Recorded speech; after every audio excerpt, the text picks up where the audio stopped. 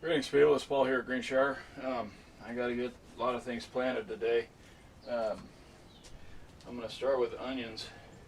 If you saw my starting onions from seed video, you'll recognize this here. Those are the onions I started from seed. That's when did I start those? About the second week of March, maybe the third week of March. I don't remember exactly, but those are all ready to go. And so I'm going to, get up underneath them and lift them out and plant each individual onion. It's going to take a while. I'm not sure how many's in there, but it's going to take a while. I've got my garden plan here. Like I said, you need to always have your garden plan. So I'm going to be putting tomatoes in here and cucumbers in here, and the tomatoes in here and cucumbers here, and I'm going to have onions along the front of those beds. So that's what I'm going to be doing now is getting onions in these areas here. I start my peppers. You saw that video. If you saw that video, I start my peppers back in first week of March. And the reason I start my peppers so early is you can see the size that they are there.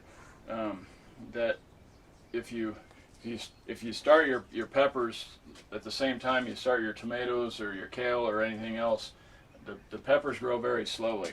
So this is an example of why I start my peppers first week of March. That way, today is May 9th. Yeah, May 9th.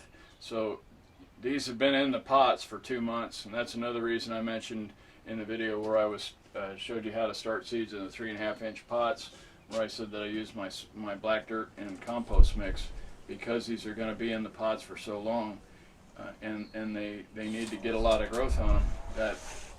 That this is the result of that. So I am going to snip the tops off of these after probably another week or so. I'm going to cut the tops off of these, which is going to force them to branch, because otherwise they're going to get really tall, and you want your peppers to be more compact so that there will be more leaf growth, which will help protect the peppers from sun scald and that sort of thing. So I'm gonna get in here and snip this section out right between those two top leaves. I'm gonna get in there and cut that out, and then that pepper is gonna branch. I'm gonna do that with all my peppers. So you can see the size of the tomatoes.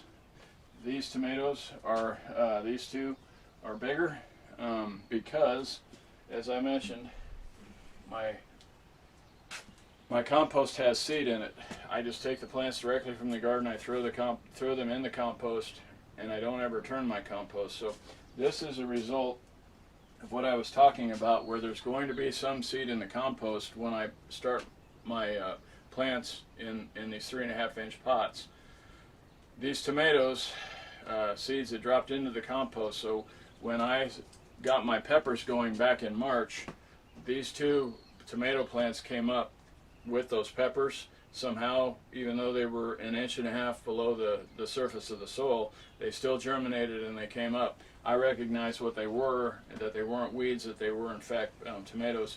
So I gently got them out of those 3.5 pots and then repotted them. So these tomatoes would have been started the first week of April. These were started the first week of March. So if you have a means of keeping your tomatoes healthy and warm and getting enough light, if you start your tomatoes first week of March, this is what they're going to look like. Start your tomatoes first week of April, this is what they're going to look like. So I'm still going to continue to start mine in April, because I don't need my tomatoes to be this big. If all of these tomatoes that I have, that you can see here, were this size, I'd be running out of room in this greenhouse. So I'm not going to do that, but if you have more, if you do have the space, this is what you'll have mid-May if you start them 1st of March. So I got more tomatoes over here that you probably can't even see on the camera. So I've just got too many. Oh, I do want to show you a couple of things here with the beets. We do still have some beets that we haven't fed the chickens yet. Here's a good example of the flower coming onto the beet. You can see these are all going to become flowers right here. Now these won't, because this is going to get fed to the chickens, but the beets that are growing out in the garden currently, they're all starting to form the flower heads. So that's the biannual that we stored in the root cellar to gather seed from. So I'm going to go ahead and sign off, and we're going to get out there and get some peppers planted, or some onions planted.